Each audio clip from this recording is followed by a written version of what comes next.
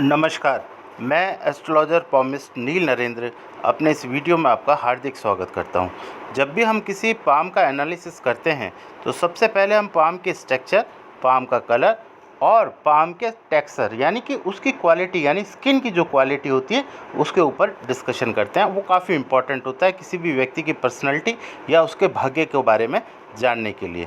तो सबसे पहले अगर मैं पाम के स्ट्रक्चर की बात करूं तो ये पाम जो है this is the combination of rectangular and square, यानी कि ये वर्गाकार और आयताकार हाथ का एक मिश्रित फल है। यानी इसमें आपको दोनों तरह के रिजल्ट मिलेंगे, यानी स्क्वायरिश पाम के और रेक्टेंगुलर पाम के। तो निश्चित तौर पर इसका प्रभाव भी आपको जीवन में देखने को मिलेगा। जहाँ तक कि आयताकार यानी कि स्क्वायरल पाम की बात है तो स्क्वायरिश पाम जो होते हैं उसमें आपको लेबर करनी पड़ती है। ज़िंदगी में आपको कर्म आपका प्रधान रहता है और उसके अनुरूप यानी आपकी फेट लाइन यानी आपकी भाग्य रेखा, कर्म रेखा क्या बोलती है उसके आधार पर आपको परिणामों की प्राप्ति होती है। कई बार ऐसा होता है कि आप 100% मेहनत करते हैं तो उसका परिणाम भी आपको 100% ही मिलता है अगर फेट लाइन आपको सपोर्ट करती है। अन्यथा फेट लाइन की पोजीशन खराब होने की स्थिति के अंदर कभी कभी इसके परिणाम की जो प्राप्ति है वो उसे हमें कम भी हो जाती है। और अगर फेट लाइन काफ़ी ख़राब हो तो काफ़ी मेहनत करने के बाद भी आपको जीवन में अच्छे परिणामों की प्राप्ति नहीं होती। ये मैं अब आपको बाद में बताऊंगा कि इनकी फेट लाइन कैसे काम कर रही है।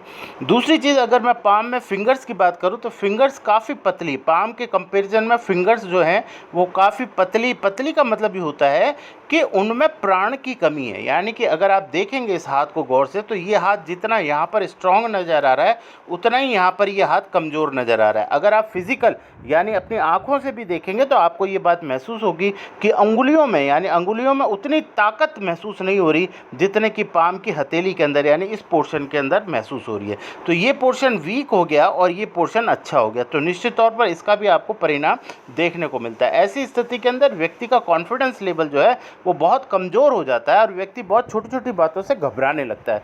जीवन में जरा सी विपरीत स्थिति आते ही व्यक्ति को मानसिक रूप से तनाव होने लगता है।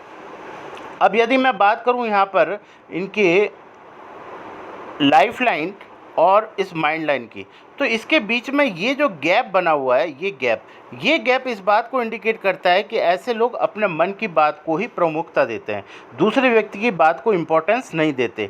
चाहे ये उन्हें खुश करने के लिए कुछ भी बोल दें, लेकिन इनके मन में जो विचार या किसी भी चीज़ के बारे में जो विचारधारा बन जाती है ये उससे मुक्त नहीं हो पाते।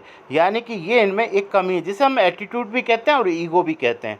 मान लीजिए ईगो कई बार पॉजिटिव भी होता है और नेगेटिव भी होता है। हालांकि हमारे अलौकिक दृष्टिकोण से देखें तो ईगो की परिभाषा हमने नेगेटिव बना रखी है।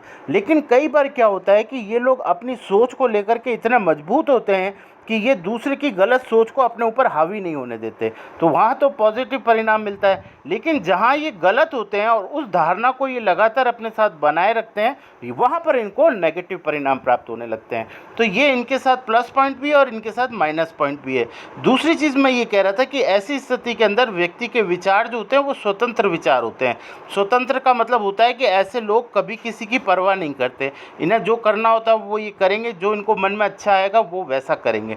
आपको खुश करने के लिए भले ही कुछ बोल दें लेकिन करेंगे वही जो इनको मन में आओगे। ये स्थिति बहुत ज़्यादा क्लियर है क्योंकि लाइफ लाइन और माइंड लाइन का डिफरेंस जितना ज़्यादा बढ़ता चला जाता है उतनी ये स्थिति और ज़्यादा प्रबल होती चली जाती है। उसके बाद अगर आप गौर करें यहाँ पर तो यहाँ पर ये मैं आपको बोलना चाहूँगा कि इनका जो जुपिटर है ये जुपिटर हालांकि यहाँ पर डिप्रेस हो रहा है, यहाँ पर इसमें खड्डा पड़ रहा है, इससे इनके जुपिटर की क्वालिटी गिर जाती है। जुपिटर की क्वालिटी गिरने से इनके विवेक में कमी आती है। विवेक जिसे हम विजडम बोलते हैं या बुद्धिमत्ता बोलते हैं उसमें उसकी कमी आ जाती है। लेकिन हाँ, यहाँ पर एक जो सवाल जो सबसे अच्छा है और जो सबसे इम्पॉर्टेंट है वो है हाथी। ये यहाँ पर आपको ये एक छोटा सा आप देखेंगे तो इस सर्किल के अंदर आपको एक क्रॉस का साइन मिलेगा। ये क्रॉस का साइन दो चीज़ों को इंडिकेट करता है। एक तो या तो व्यक्ति के पिता से संबंध अच्छे नहीं होते या पिता से दूरी रहती है या कभी कभार पिता बहुत जल्दी जीवन से चले जाते हैं। ऐसी स्थिति के अंदर इन लोगों का साथ एक प्लस पॉइंट ये होता है कि इनको गवर्नमेंट जॉब मिलने की संभावना बहुत ज़्यादा बढ़ जाती है। इसका मैंने एक वीडियो भी बना करके भेजा है, मेरे यूट्यूब चैनल पर है, चाहे तो आप उसे देख भी सकते हैं। यानी कि ये क्रॉस की स्थिति के अंदर सरकारी नौकरी मिलने की संभावना बहुत ज़्यादा बढ़ जाती है। दूसरी चीज़ मैं आपको ये कह रहा था कि अगर हम इस सन की भी बात करें तो इनका सन जो है काफ़ी अच्छी स्थिति में है। तो जो नौकरी का कारक होता है वो होता है सन, और ये इनकी उपलब्धि का कारक भी है। लेकिन ये जो क्रॉस का साइन है ये इनसे पिता के मतभेद को दिखाता है या पिता से दूरी को दिखाता है। उसके बाद यदि मैं इसकी लाइफलाइन की बात करूं तो यहाँ पर इस उम्र के अंदर इनकी 2 या 3 ये अपॉर्चुनिटी लाइन्स है जो इनको ज़िंदगी में ऊपर की तरफ बढ़ाने के लिए तैयार बैठी हैं। इसलिए निश्चित तौर पर अगर ये किसी भी कंपटीशन या किसी भी अच्छी तरीके से अगर अपने आप को तैयार करके उसको और उसकी तैयारी करें तो निश्चित रूप से सफलता मिलने की पूरी 100% संभावना मैं बोल सकता हूँ कि 100% ये अपने कैरियर को लेकर के बिल्कुल निश्चिंत है। यानी इनका कैरियर में जो ये स्टार्टिंग ईयर है इनके लाइफ के बड़े अच्छे साल हैं। यानी 30 साल की उम्र तक ये जो भी अपने कैरियर को लेकर के सोचेंगी वो लगातार इनको मिलता चला जाएगा, क्योंकि यहाँ पर माइंड लाइन भी इनको सपोर्ट कर रही है। माइंड लाइन में कोई बहुत ज़्यादा डिस्ट्रैक्शन नहीं है जिसकी वजह से ये अपनी कंसंट्रेशन को लूज़ करें। हाँ, इनका जुपिटर ठीक नहीं है। जुपिटर को ठीक करने का अगर ये उपाय कर लें तो इनके जीवन में आगे आने वाले समय में मांगलिक यानी कि विवाह से संबंधित दिक्कतें दूर हो सकती हैं।